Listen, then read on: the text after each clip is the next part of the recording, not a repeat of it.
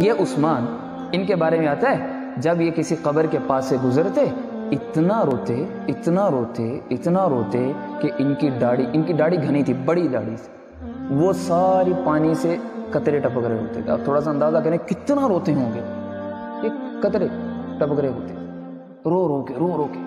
تو ساتھی نے پوچھا امیر المؤمنین، آپ جنت جہنم کا ذکر بڑا ہوتا ہے آپ کے سامنے، جنت کی نعمتیں، وہ جہنم کا عذاب، آپ کبھی ایسی سچویشن میں نہیں آئے ہیں، لیکن جب آپ قبر کے پاس سے گزرتے ہیں یا قبر کی بات آپ کے پاس ہوتی ہے تو آپ کی داڑھی آنسوؤں سے تر ہو جاتی ہے، آپ کا سینہ ایسے تو جیسے پھٹ جائے گا۔ تو میرے اور ہمارے عثمان نے پتہ کیا ارشاد فرمایا؟ سمعت خلیلی، میں نے اپنے خلیل، اپنے حبیب سید الکونین حضرت محمد مصطفیٰ علیہ الصلوۃ والسلام کو فرماتے ہوئے سنا، القبر اول منزل من منازل الآخرہ، قبر جو ہے یہ آخرت کی منزلوں میں سے سب سے پہلی منزل ہے، جو اس میں کامیاب ہو گیا وہ اگلی ساری منزلوں میں کامیاب ہے، جو یہاں ناکام ہو گیا وہ آخرت کی ساری منزلوں میں ناکام ہے، ساری منزل۔ میں اس وجہ سے یہاں پہ روتا ہوں۔ یہ عثمان جو مسجد نبوی کے لیے جگہ خرید کے دے رہے ہیں، جو بیر روما خرید کے دے رہے ہیں، جو مسجد حرام کی توسیع خود کروا رہے ہیں، یہ عثمان جنہوں نے مؤذنین کے لیے اجرت، مؤذنین جو اذان دینے والے ان کی تنخواہیں مقرر کی، اہل بیت کے لیے وظیفے مقرر کیے، یہ عثمان جو صاحب جو 12 سال حکومت کی ہے اور 44 لاکھ مربع میل تک انہوں نے اسلام کا پرچم لہرایا۔ حضرت عمر کے دور میں 22 لاکھ تھا، اس کو ڈبل کیا تو کس نے؟ حضرت عثمان نے۔ یہ مغرب، وہ دنیا کا آخری کونا مراکش جسے کہتے ہیں، وہاں تک اسلام کا پرچم، اور ادھر قبرص سائبیریا، وہاں تک اسلام کا پرچم لہرانے والے اور افریقہ کی ساری ریاستیں فتح کرنے والے، ایران اور سندھ میں پہنچنے والے وہ کون تھے؟ سیدنا عثمان بن عفان۔ مسجد نبوی پاس ہے، مسجد نبوی پاس ہے۔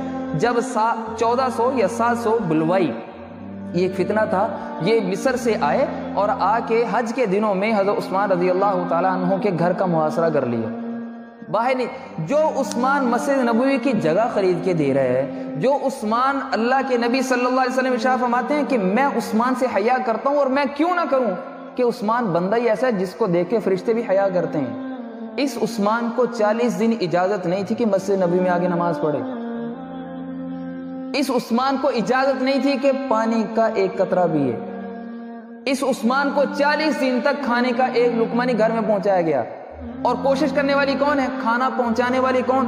حضرت علی رضی اللہ تعالیٰ عنہ پشکیزہ پانی کا اٹھایا ہوا ہے، لے کے جا رہے ہیں کہ میں عثمان کو دے کے آؤں، تو ان ملعونوں نے تیر مارا اور مشکیزے کو پھاڑ دیا، مشکیزہ پھاڑ دیا، پانی اندر۔ حضرت علی حضرت عثمان کے پاس ہے، امیر المؤمنین آپ ایک دفعہ اشارہ کریں ان کی بینڈ بجا دیں گے۔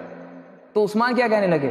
میں وہ پہلا بندہ نہیں بننا چاہتا ہوں جو سبب بنے رسول اللہ کے شہر کے اندر خون بہانے کا۔ اور میرے نبی نے فرمایا تھا کہ عثمان اللہ تمہیں ایک قمیص پہنائیں گے اور منافقین چاہیں گے کہ تم وہ قمیص اتار دو، یعنی خلافت دیں گے، تو عثمان صبر کرنا، کبھی وہ قمیص اترنے نہیں دینی ہے، اور میں مسلمانوں کا خون بھی نہیں بہنے دوں گا۔ علی چلے جاؤ، علی چلے جاؤ۔ اب پانی وہ لے کے، پھر حضرت صفیہ ام المؤمنین رسول اللہ کی بیوی پانی لے کے نہیں، ام حبیبہ رسول اللہ کی بیوی پانی لے کے عثمان کو پانی دیں نہیں، 40 دن ایسے ہی بھوکے، ایسے ہی پیاسے۔ یہ کون عثمان ہے جن کو میں نبی من جہز الجیش العسرہ فلہ الجنہ، جس نے غزوہ تبوک کے لیے مال دیا اس کے لیے جنت، وہ بھائی جنت، وہ بھائی جنت، وہ بھائی جنت۔ یہ وہ عثمان ہے جس کی وجہ سے 1500 صحابہ کو اللہ رضا کا ٹکٹ دے رہے ہیں۔ بھائی مسجد میں نماز نہیں پڑھنی، گھر میں رہو، گھر میں رہو، حج بھی نہیں کرنے دینا ہے، گھر میں رہو، کھانا بھی نہیں ہے، پانی بھی نہیں ہے۔ تو مولا علی رضی اللہ تعالی عنہ و ارضا، میرے ماں باپ ان کی پاؤں کی خاک پہ قربان ہوں، اپنے بیٹے حسن اور حسین کو تلواریں پکڑائی اور کہا جاؤ اپنے چچا کا جا کے پہرا دو، چلو چوکیداری کرو، کوئی دشمن ان پر حملہ نہ کرنے پائے۔ حضرت طلحہ زبیر کے بیٹے بھی حسن و حسین کے ساتھ حضرت عثمان کے گھر کا پہرا دے رہے ہیں، لیکن وہ پتہ نہیں کہاں سے گھس گئے، انہوں نے دیوار پھاڑی رات کے اندھیرے میں، دیوار پھاڑی۔ اور حضرت عثمان کے بارے میں پتہ کیا آتا ہے؟ ہر رات میں حضرت عثمان ہر رات میں ایک قرآن پاک پڑھا کرتے تھے تہجد کے اندر، اور جس رات اگلے دن شہادت ہوئی نا، جس رات یعنی جمعے کی رات تھی، شہادت ہوئی ہے، اس رات بھی شہید ہونے سے پہلے پورا قرآن پاک مکمل کیا تھا، پورا قرآن پاک۔ حضرت عثمان فرماتے ہیں جو روایت کریں عبداللہ بن سلام رضی اللہ تعالیٰ روایت کرنے والے ہیں کہ جس دن حضرت عثمان نے شہید ہونا تھا نا تو کہتے ہیں مجھے خواب سنانے لگے کہ میں نے آج خواب دیکھا ہے، میں نے خواب دیکھا ہے، میں نے رسول اللہ کو اپنے خواب میں دیکھا۔ اللہ ہمیں بھی زیارت نصیب فرمائے۔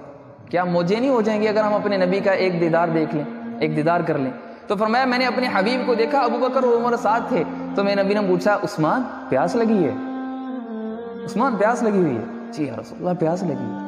کہا انہوں نے تجھے پانی بھی نہیں دیا؟ نہیں یا رسول اللہ پانی نہیں دیا، لیکن میں نے آپ کے شہر کا تقدس پامال نہیں ہونے دیے، تو میرے نبی نے مجھے اپنے ہاتھوں سے پانی دیا۔ عثمان یہ پانی پیا، عبداللہ وہ میں نے پانی پیا اور میں اپنے نبی کے دیے ہوئے پانی کی ٹھنڈک اب بھی اپنے سینے میں محسوس کر رہا ہوں، اب بھی میرے سینے میں ہے۔ پھر میرے نبی نے پوچھا کہ عثمان اب دو باتیں ہیں تمہارے سامنے، اگر تم چاہتے ہو تو اللہ تمہاری ان کافروں کے خلاف، ان ملعونوں کے خلاف مدد کرے گا، اور دوسرے نمبر پر یہ ہے، اور 40 دن روزہ رکھا۔ حضرت عثمان 40 دن محصور رہے، 40 دن روزہ، روزے پہ روزہ۔ فرماتے جب مجھے کسی نے پوچھا کہ حضرت جب آپ کو بھوک لگتی ہے، پیاس لگتی ہے، کیا کرتے ہیں؟ تو فرماتے میں قرآن کھولتا ہوں، تلاوت کرتا ہوں، اللہ میری بھوک بھی مٹا دیتا ہے، پیاس بھی بجھا دیتا ہے۔ عثمان غنی ہے، عثمان غنی ہے۔ اب جب یہ شہادت کا وقت آیا تو فرماتے ہیں کہ اللہ کے نبی نے مجھے کہا کہ یا تو تمہاری مدد کر دی جائے، یا یہ ہے کہ آج کا جو روزہ ہے نا تم میرے ساتھ آ کے جنت میں افطار کر لو، کیا چاہیے، کیا چاہیے؟ تو کہنے لگے کہ یا رسول اللہ آج روزہ پھر میں آپ کے ساتھ افطار کروں، آج کا روزہ پھر نا ابو بکر عمر اور رسول اللہ کے ساتھ۔ کیا مجلس ہوگی وہاں پہ جب اللہ کے نبی سامنے کھڑے، ابو بکر اور عمر استقبال کرنے آ رہے ہیں، کس کا بھی؟ بھائی سیدنا عثمان غنی ذو النورین آ رہے ہیں رضی اللہ تعالیٰ عنہ وارضا۔ اب جب ان کی آنکھ کھلی عبداللہ بن سلام کو بتایا، فرمایا کہ امیر المؤمنین صبر کیجئے گا۔ کہا صبر تو میں کر رہا ہوں اور میں کرتا رہوں گا۔ حضرت ابو ہریرہ ہے، عبداللہ بن عمر ہے، امیر المؤمنین صرف ایک دفعہ، یہ تو تھوڑے سے بندے ہیں، اور ان کے لیے تو مولا علی کافی تھے، ان کے پرخچے اڑانے کے لیے 700-800 بندوں کے لیے تو حضرت علی کافی تھے، ان کو اڑا کے رکھ دیتے۔ لیکن کیا تھا کہ نبی کریم صلی اللہ علیہ وسلم کے شہر کا تقدس پامال نہ ہو، تقدس پامال نہ ہو۔ اور یہ سارا معاملہ ہوا۔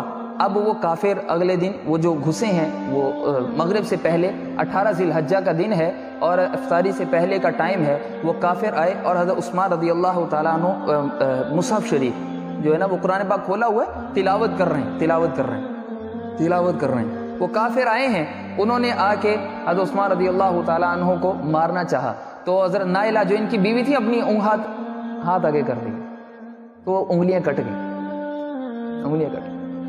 یار عجیب صحابہ نہیں، اسلام کے لیے کیا کچھ کر رہے ہیں، اور آج کے نوجوان کو پتہ ہی نہیں ہے کہ عثمان کے بیٹے کون تھے۔